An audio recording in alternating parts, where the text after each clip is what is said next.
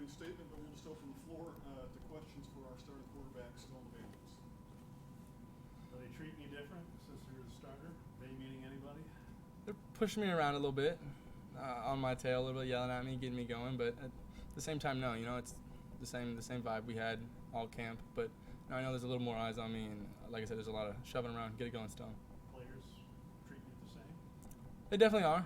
Like I said, like shoving me around, a lot more smacks in the butt. Let's go. This is on you at this point. So guys let me know they trust and believe in me, and they're going to be behind me 100%. And just a lot of good vibes from all the guys in the locker room. Did you feel different this morning? I felt different Monday. I felt different Tuesday, and I felt different today, without a doubt. I definitely needed to get a practice under my belt. You know what I'm saying? To get the jitters. I was shook a little bit Monday. I sat in my room just staring at the wall like, wow. I pulled this off. I did this. So I was proud of myself. But yeah, I was a little feel a little different, yeah. But just got that practice out of the way, and we're back grooving. Can you share what your history is as a first-string quarterback? What do you mean by that? When were you, high school? Or Yeah, so high school, yeah. So I guess I picked up playing. I played center my first year at Pop Warner, but we all bounce around. But I ended up playing quarterback in Pop Warner, and I ended up starting varsity all 4 years of high school at quarterback, which was a huge opportunity. Gave me a lot of experience, and I graduated early from high school and went to ASA Brooklyn, and battled in the spring. Didn't get named the starter after the spring, but ended up winning the job early fall camp. So yeah, I started 4 years of high school. I started that entire year at ASA, and was here and redshirted last year, and ready to go right now. In the spring and in the summer, all the talk internally and externally is about the other two. Yeah. Did you feel like you were forgotten? I definitely did, but that's the story of my life. That's how it's always been with me. So when you guys put me in dark places, I'm smiling and having a party the whole time. You guys really don't know. But I did feel forgotten. But that's just fueled my fire. Like I said, that's how I grew up.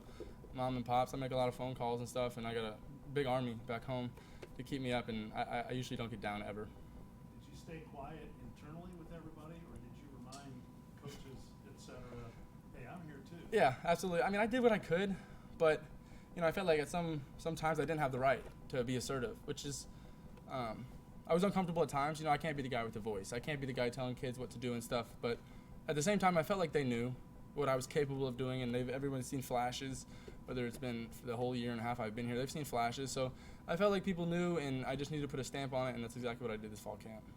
What chances would you have given yourself of being the start of fall?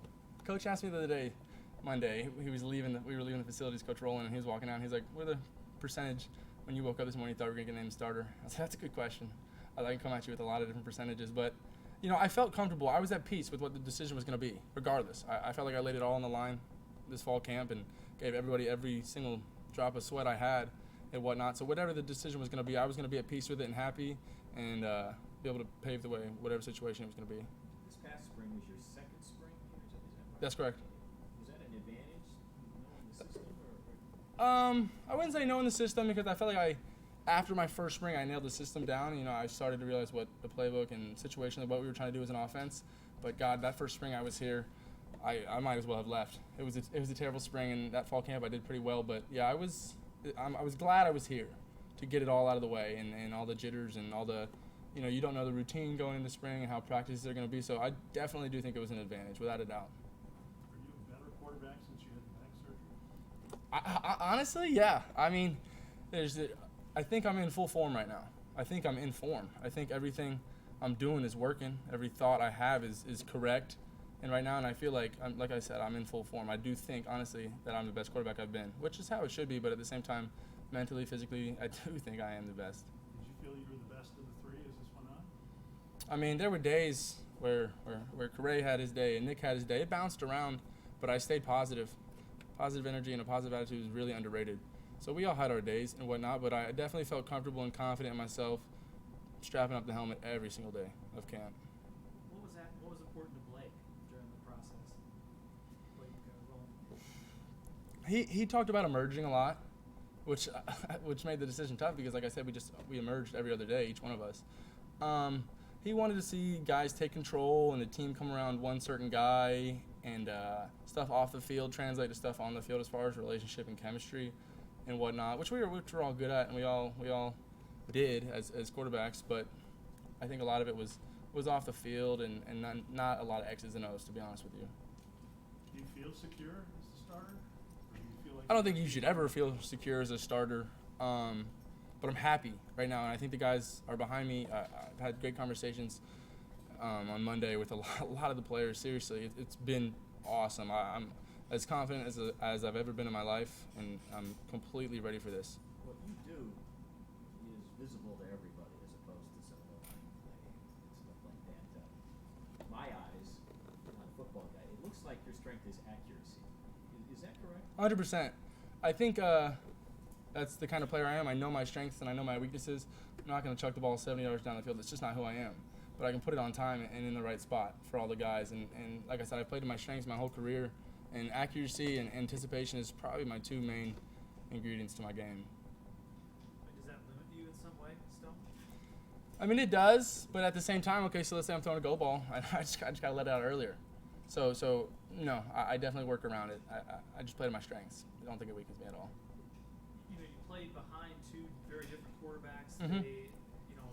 They frankly just weren't very successful last year. But did you learn anything that may have helped you So much. going forward? Straub and Soma were awesome. I talk to Straub every 2 days. He was an awesome mentor, and he gives me a lot of good nuggets all the time. I learned so much as far as how to prepare for game plans, and DeSomer how to play instinctively and whatnot. They both had 2 different games, but I tried to pick up as much as I could from both of them. I loved them, and I couldn't be happier of how last year went as far as me learning and getting the opportunity to sit behind those 2 guys, no doubt. What will you share about the offense this year? We look consistent. We look like we're going to put drives together, which, didn't happen a lot last year, but we just look smooth. At times, we get in rhythm, and I don't know if there's no stopping us. Our second scrimmage, we had a 2-minute drive, probably 15 plays, and 13 of them were passes, and just every play, all 11 dudes on the field were confident that ball was going to keep moving, and it did, and we ended up getting a field goal. I just feel like we're a rhythmic offense, and that's kind of the way we want to play at times. So, I mean, it can get stagnant. There will be some 3 and outs, but that's the game of football. But when DJ Davis gets going and we're behind him and he's picking up 6 yards on a first down, I mean, we're confident going into whatever he wants to call. Is there something that the offense did last year that you thought, man, if I was the quarterback, this stuff wouldn't happen? Not at all. No, not at all. Turn it over less, maybe? Yeah, I mean, our goal is to turn it over less, but I think execution was our problem last year. Everyone was in the right spot, and at certain times they just didn't execute. We led 8 of our 11 games at half, so we're doing something right. It's just those key moments and those key points, not turning over. There's just little things that ended up doing to us last year, but no, not all. Could you share how you ended up at the junior college in New York after throwing for over 6,000 yards? Yeah. As a high school quarterback? I mean, I feel like I've been through hell. As a shorter quarterback, there's a lot of stuff you hear from guys that make you just want to stop playing ball, and that's just the honest, brutal truth of it. But yeah, so I mean, I had a decent high school career, loved the coaches and everything I did there, and nobody came knocking. I had some preferred scholarship offers at Division I level, a lot of D2 offers and whatnot, and I graduated early, and at some point I was just sitting on my couch, nothing to do, trying to work out as much as I could, but just like I no idea where I was going to be, and I ended up getting a message on Twitter from one of the coaches, and I was like, hey, I'm trying to come up there to New York. And he said, we got a spot for you. You're going to be competing with the kid. And I told Mom and Pops, hey, I'm about to go do this. And they were behind me 100%. And I got there in February, and started competing and hit the ground running up there. Had you ever been in New York before? I had never been in New York before, which was like an enticing thing about it. It's going to, like I told you guys earlier, I figured it was going to change me as a man. And there's no doubt about it. New York changed me. And then how did SIU get in contact with you? Yeah, me and Coach Hill spoke about it the other day. I was leaving class, walking down the sidewalk, had my headphones in, and I get a call, the 618 number or whatever, and I was like, "What's up?" And it was a guy in a serious voice. He's like, "It's Coach Nick Hill," and we had tried to contact them out of high school. He kind of knew about me. I was like, "Wow, like this, he wouldn't just call me out of the blue. This isn't just random. This isn't just a coach calling a player." And I didn't even hang up the phone before I told him I was coming at all. I mean, that's the life of a junior college player. Like I said, you never know when your chance is going to come, and I loved the vibe he gave off and the positive energy he has. And like I said, that phone call didn't even end before I told him, hey, I'm coming. Like, I'm coming. In a year and a half here, what are you studying? I study radio, television, digital media, and I'm loving it. All my classes, electronic sports journalism, and a lot of the same stuff you guys kind of do.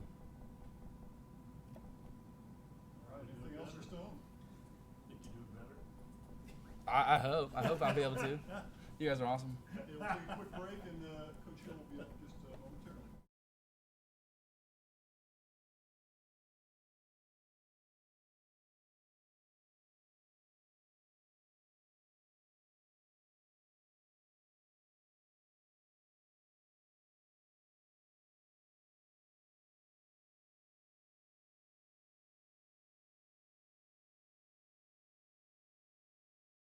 I don't know wait till it comes on, but he's got a personality that fills up this room. doesn't Yeah, he? yeah, no, that's why I told Tom he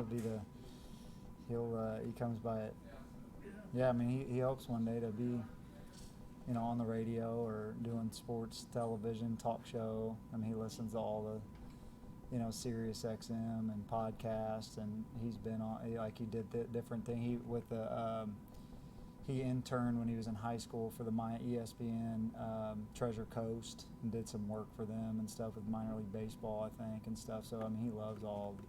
And we've got a good, major for that here too. So We just asked him, how did you find out about him? And he said he was going class to class, and you called him on the cell yeah, phone. I mean, I've known about him from Recruiting Florida is how I first knew his name, and we had offered a wide receiver from his high school when he was playing, so I knew his high school coach, and I knew who Stone was, and then just kind of followed him and saw that he was doing well at ASA, and just his name kept popping up, and watched his film, and it was really kind of a lot like he was in high school. I liked him a lot, and then he was just gritty. He was the player of the year on a 9-1 team at ASA against Nassau and teams that pump out Division I players. I mean, his team, his right tackle, was the #1 tackle in the country. Went to LSU, starts for LSU right now.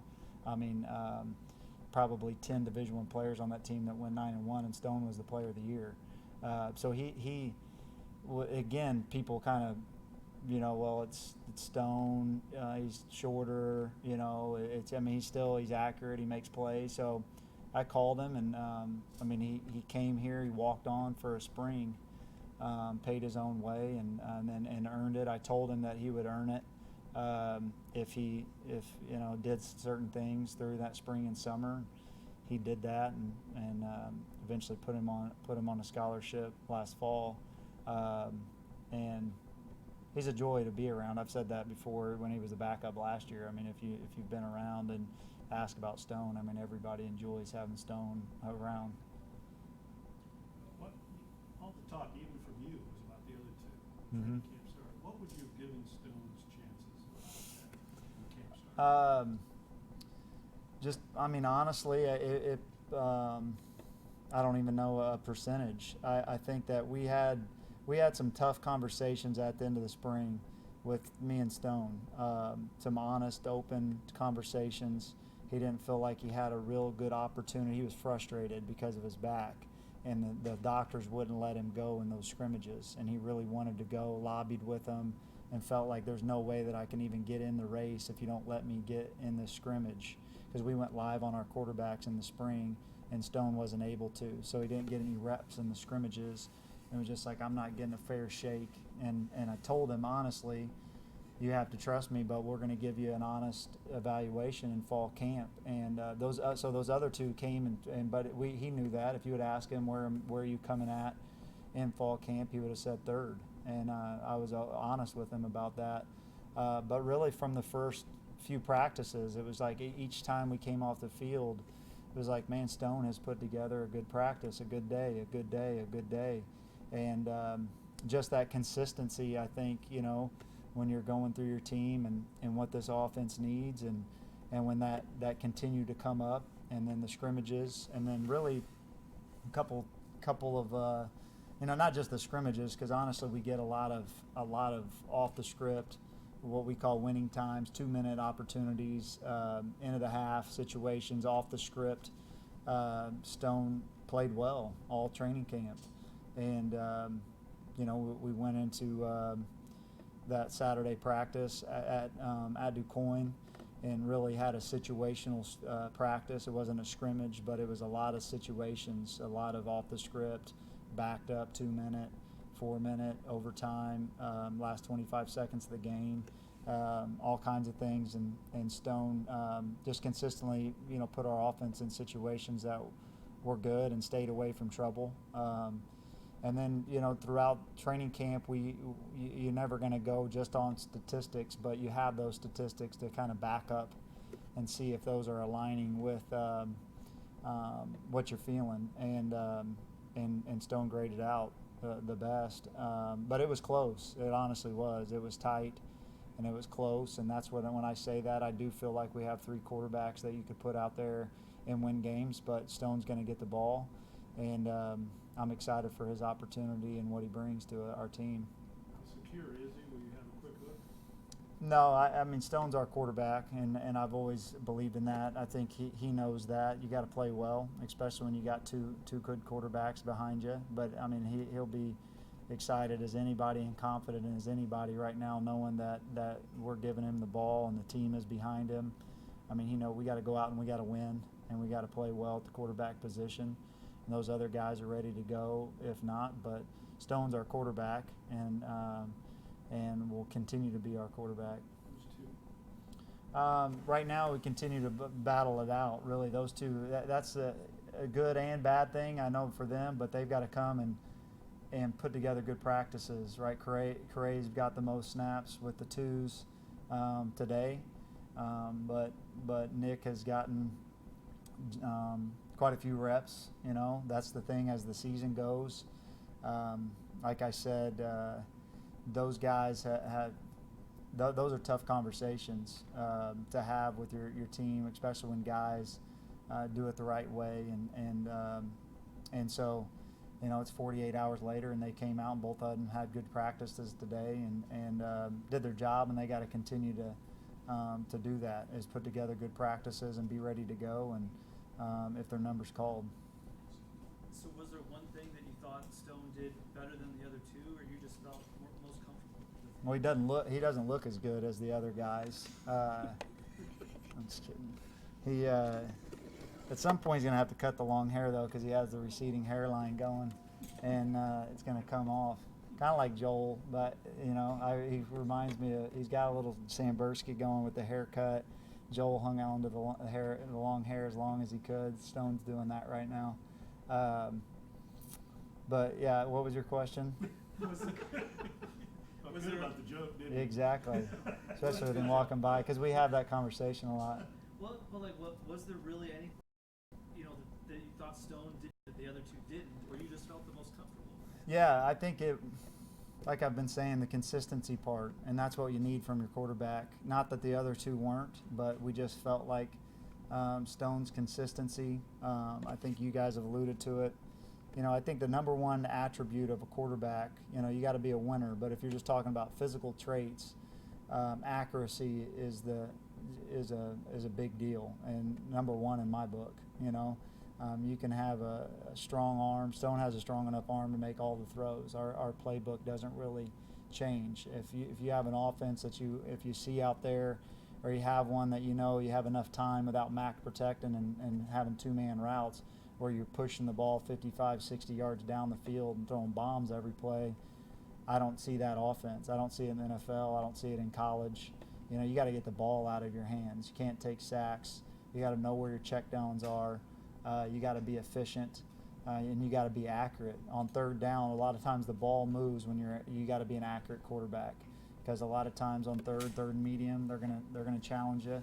You're gonna see some man-to-man, and our receivers have to win. A quarterback's got to put it in a tight spot, and Stone's a really accurate quarterback. Are you running the same offense as last year? What will you share about what you're going to do? Well, I think the core philosophy of our offense is the same. I mean, with DJ and what we want to do, and in and out of 11 and 12 personnel and different personnels, 20 and everything that we've done. That I mean, it's no secret of teams that have played against us of what we're going to try to do. We're a multiple spread offense, and so that will change year to year on who the strengths are. You'll see a lot of the same plays that we've always ran, and we'll have a few wrinkles that are new to this team, of things that fit this offense the best. But the core philosophy hasn't changed. If you'll just turn it over less, won't you be a good offense? Yeah, I think that that's fair to say. Yeah, definitely. I mean, we have to for the success of our team. You know, we've got to look back and we've got to be in the plus in the turnover margin. And we've got to turn it over less. We have to take care of the football from the quarterback position and cherish it. And yeah, for our offense, for our team to be successful, we've got to cherish the football better than we have in the past. How does it change with him now getting the reps, all the reps, instead of splitting up into three like it was? How does that help him? Well, I think we had those conversations. Really, all three of those quarterbacks would take a jump. You know, as you start to get in a better rhythm, and you start to get the majority of the reps. And in training camp, it's tough to do that, and that's part of the deal when you're in a quarterback competition. But I think number one, just the confidence. You're more into a game plan setting now, so seeing certain looks and talking through them, and but yeah, the confidence, I think, that is the number one thing to see your game. But you got to approach each day like those guys behind you are ready to play, and you've got to attack each day. The starting quarterback should hold himself above the standards every single day. That's off the field, in the meetings, how you're taking care of your body, everything across the board. For us to be successful, they got to set the tone. You talked about you talked to him after his first spring when he was here, Mm-hmm. and I just remember he wasn't terrific in that first spring, but he did get significantly better in the fall. Said he was a lot more confident. You know, is that the same one you see right now? I mean, he's better than he's as good as he's been since he's been here. You know, anybody would say that. Yeah, the first spring he was just swimming. You know, as far as new offense, not a lot of the things that he'd done before, as far as the terminology and setting the protections and all that kind of stuff. I mean, he was a baby when it came to that. So really, that first spring was just him head spinning. So it's hard to play well in that setting. You know. He's gotten stronger. He's changed his body. Part of that conversation at the end of the spring was, you can make your arm stronger. You can be in better shape. You can, and he took that to heart and he ran with it. I mean, if you would ask me right now, his weight room numbers are a ton better in every single testing category. His conditioning level and the conditioning test coming into training camp, significantly better. So he's just a different guy right now. He's stronger. He's older. He's more confident. He's never lacked confidence. Stone's never been a guy to lack confidence. He wouldn't be standing here if he was a kid that lacked confidence, just how he's got here. You know, he's always bet on himself.